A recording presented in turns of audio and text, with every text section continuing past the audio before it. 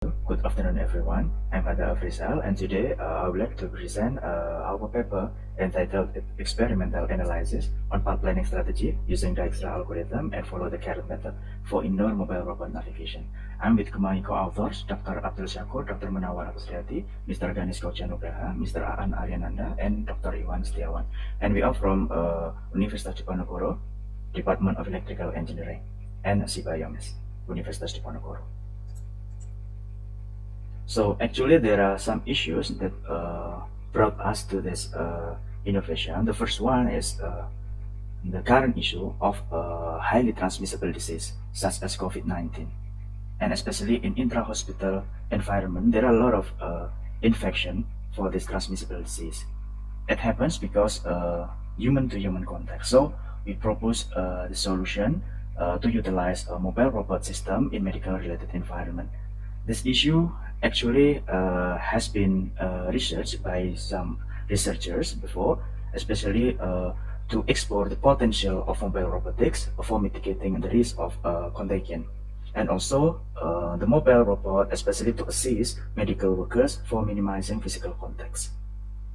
This issues has brought some challenges, especially in technical aspects, because to be deployed in medical-related environments, there are some requirements that must be fulfilled by robots, such as accurate and precision autonomous navigation, minimum slip and error for navigation, and also the real-time navigation with fast and minimum delay. So we have studied and reviewed some papers from journals, also proceedings. Actually, there are two approach that have been used, especially for developing a navigation system and more specifically in path planning strategy. The first one is a meta-heuristic approach, and the second one is conventional approach. The meta-heuristic approach utilizes some methods such as genetic algorithm, particle swarm optimization, and also differential evolution. And meanwhile, in conventional approach, there are some methods that have been introduced such as Dijkstra algorithm, rapidly random tree, artificial potential field, and probabilistic roadmap. And from all those methods, we have chosen the Dijkstra algorithms since it is compatible with the requirement of our low-cost mobile robotic system. It is effective for small and less complex environments, such as for non-labyrinth environment, which is presented in a healthcare environment.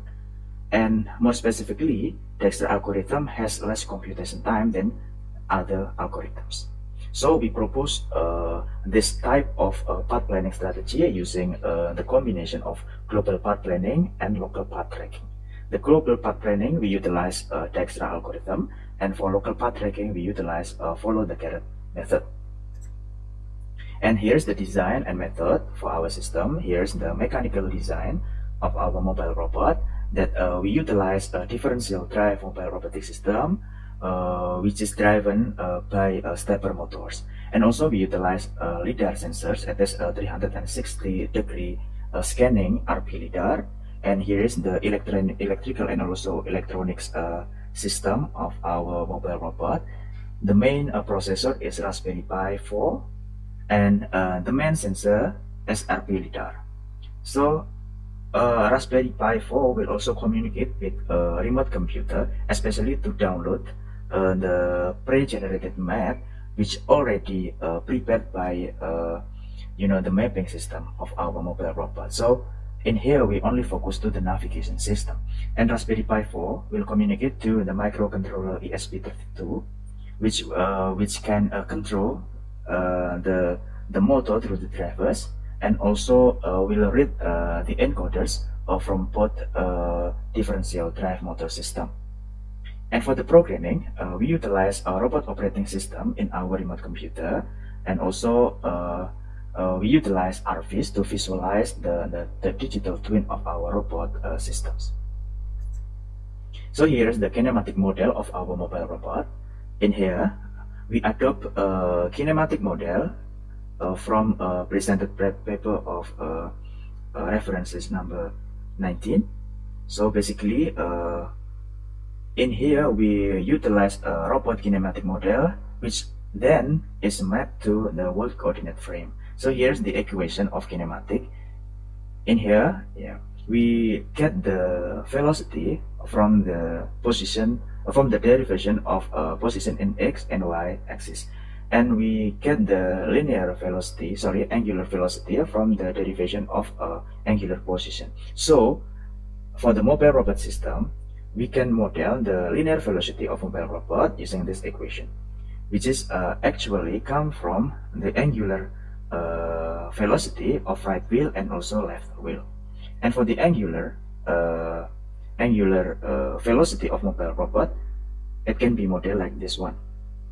And then we model the angular velocity of right wheel and left wheel using this equation. So basically, it is derived from our automatic system, and it is calculated from the diameter of each wheel. And here is the path planning strategy that we utilize. So here is the path planning strategy, which is a global path planning, and here is the path planning path tracking for local navigation. So in here we utilize the Dijkstra algorithm, and here is the pseudo code. And for tracking the path, we utilize follow the carrot mechanism.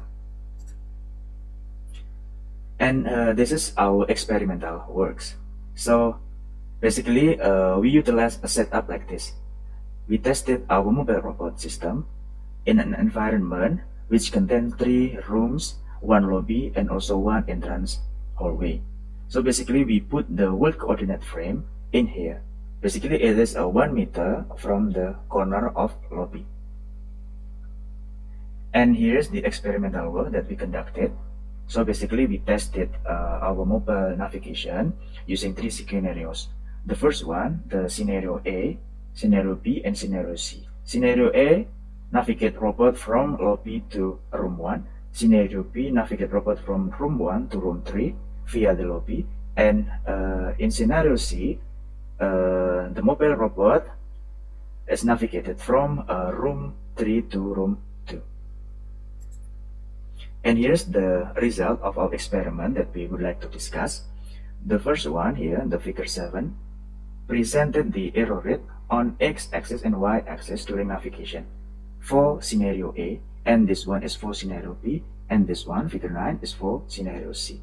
And we can see here that in scenario C, the maximum or the highest error for both x-axis and y-axis presented to be 0.07 meter. And meanwhile, in scenario A and B, the error rate is less than 0.06. In here, we plot the distance error during navigation for scenario A, scenario B, and also scenario C.